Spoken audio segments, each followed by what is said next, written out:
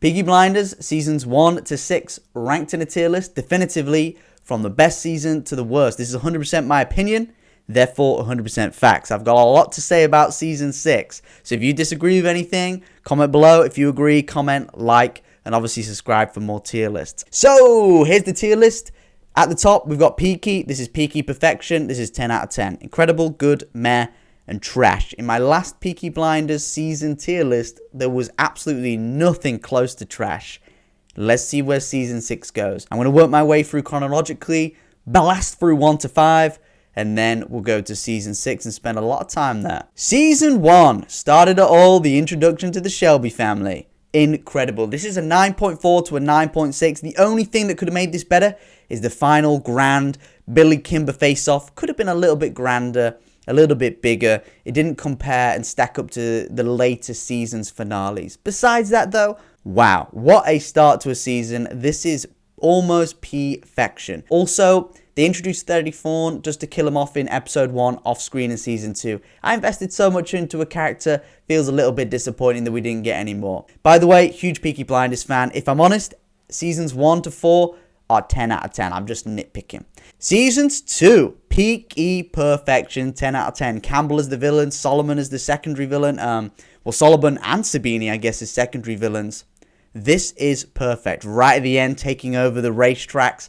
Tommy almost dying, looking up at the sky, almost having it all, almost having everything. Wow, this is a 10 out of 10. Season 3, they go with the Russians. They had a different tone, a bit grander. They opened up the global scale of Peaky Blinders. He's in a big house. He's working with the Russians. He's got Churchill more involved. Season 3, I've really appreciated that they wanted to do something different. I will say it's probably a 9.6, maybe on par, if not a little bit better than season 1, but not close to season 2. But the villain of the priest and Tatiana, the woman, as a secondary villain, very, very good. And I appreciate this was something different. But what we got was the same, and the perfect version of the same was season 4. This is another 10 out of 10. Changretta as the villain, the Italian family, perfectly acted, perfectly executed. They realized in season 4 why we like Peaky Blinders. We like the Shelby family against another family, just good old-fashioned gang warfare. This is a family drama. This is like a family space opera. Well, this is a family soap opera set in the 20s and the 30s, similar to Star Wars, which is a family drama set in space. This is a family soap opera set in the 20s and 30s. Two families against each other in Small Heath. Season 4 is Peaky Perfection. Season 5. This is good. This is an 8.4 to an 8.6.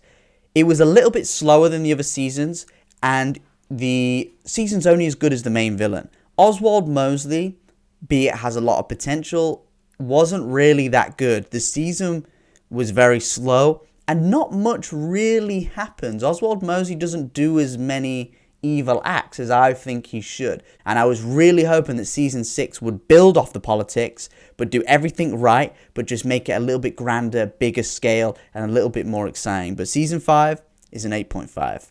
Okay. Season 6 of Peaky Blinders, and before I say this, I am a massive Peaky Blinders fan. It is my favourite TV show, bar none. It is up there. It is better than most films I've ever seen in my entire life. Tommy Shelby is one of my favourite characters of all time, including every movie, film, TV show that's ever existed. I love Peaky Blinders. But for me, season 6 is by far the worst season of Peaky Blinders that we've ever had. I've seen every episode once. I saw it at 9 p.m. UK time when it was first released. I've only seen them once. I do want to rewatch it, and I want to love this season. But I'm sorry, but this is the worst season by far. And there's a few things, big mistakes are the reason why. Number 1, the characters. They deprioritize some characters we love. Arthur, Michael, even Finn, Charlie, Curly, Jeremiah. For other characters, we don't care as much about. Lizzie, Esme. I don't care about them characters much. And they prioritize these characters over ones we love. Arthur, his character arc in the whole season, he was a heroin addict at the end. He's not a heroin addict. That is not a good character arc for your second best asset. You know, besides Polly, who could really command the screen, as well as Tommy Shelby, sometimes even more, there was a huge void, her not being in there. And even though Ada tried to step up, she can't command the screen as well as Polly. So a huge void was there missing because of Polly not being able to be in it. But if that's the case, utilize Arthur. Don't relegate him to being a bumbling, bambling, opium-addicted mess. Michael, your third best asset now. They put him in prison in episode 1, and they take him out in episode 6, spoiler alert, to get shot in the face. And this was another thing that I felt that I didn't like about season 6, is that they weren't finishing off a season, they were starting a movie. Like in Avengers Endgame, you knew that it was going to spin off into a few TV shows, but the actual movie Endgame needs to feel definitive, that I can actually rest and I feel satisfied. At the end of season 6, I didn't. I felt like they were trying to set up the movie more than they were trying to finish a TV show. And ultimately, that's where I think season 6 fell down. The second thing is the story, the heist, the biggest heist that's ever been, the heist to end all heists. Well, actually, Tommy just had to hop on a flight, sign a few deals, shoot Michael in the head, and the deal is done. It actually went with little to no hitches or friction. The heist really didn't even get concluded. He shoots Michael in the face. A month later, he's just chilling out in his caravan, having a great time. Jack and Gina are nowhere to be seen. There was no repercussions from shooting Michael in the head. And this is it. They're setting up the movie. I'm sure it'll get addressed. But I want to watch this season and feel satisfied that I've got a nice finale. This one is going to be a little contentious, but Ruby dying did not hit as hard as what the producers and the directors and the writers wanted it to hit. If I'm honest, I cared very little. She died off screen, and she died by a gypsy curse that really shouldn't work like this gypsy curse. In season 3, Tommy Shelby gives that ruby, the cursed ruby, to the gypsy leader. And when he walks away, he tells John Boy that all religion is a foolish answer to a foolish question. Basically recognizing that I just want to be told it wasn't really my fault for Grace's death. It was this gypsy curse. But I kind of know it's made up.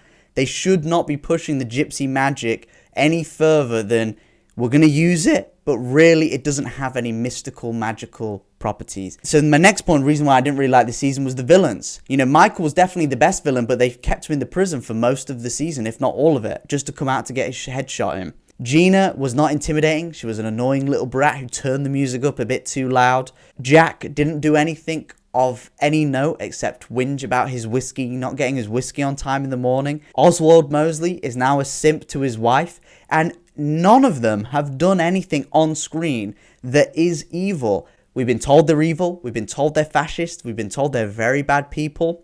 They've been told that they've got links with the Nazis in Germany. But besides that, we need to see them doing something evil. Jack was on top of his form when he was interrogating the Peaky Blinders football member by the balls in the shower. That was like, oh my God, okay, this guy really is a villain. But besides that, we got nothing except them telling us how evil they are. That's not good enough for a villain. And the last one, and you might think I'm nitpicking here, and maybe I am, because I didn't quite like the season. Maybe this is just a nitpick. But the cinematography felt a little bit strange. There was some points when I was watching where I couldn't put my finger on it, but I thought this just doesn't quite feel right. And I didn't know if it was disrupted because of you know what, they had a lot of complications filming this, but sometimes it felt like the cinematography was a parody of Peaky Blinders. Like it was trying so hard to be cool, it wasn't quite cool. Honestly, the whole thing, from some of the decisions they made with characters, the story, which was pretty much non-existent, and the stuff that was not very impactful, some of the cinematography, some of the villains, which, by the way, the conflicts didn't get resolved, the villains being quite weak, and just some of the acting and choices just not being as strong. For all them reasons, season 6, let's put it into a ranking. I don't want to do this, but for me, it was trash. There's too many mistakes that could have been easily avoided, too many decisions that should have been completely different, that I didn't like this. Another nitpick, outside the garrison, Jeremiah and Arthur and Charlie against the woman who killed Polly. There was a 3-on-3, and they already had them cornered in the pub right at the start. There should have been 30-on-3, not 3-on-3. Just some of the decisions that you could have made a few minor pivots to make it a lot better. It just didn't stick the landing. So that's my thoughts. I think season 6 didn't quite stick the landing. I want to love this so much. Peaky Blinders is my favorite TV show. Out of all TV shows, all movies, Tommy Shelby is one of my favorite characters of all time. I want to love this season. I'm going to rewatch it. I'm going to try really hard to love it. But unfortunately, I've got to be honest, I didn't enjoy 90% of this. If you enjoyed this video, smash like, comment below your thoughts if you agree or disagree. Subscribe for more tier rankings, and I'll see you in the next video, bros. Boom.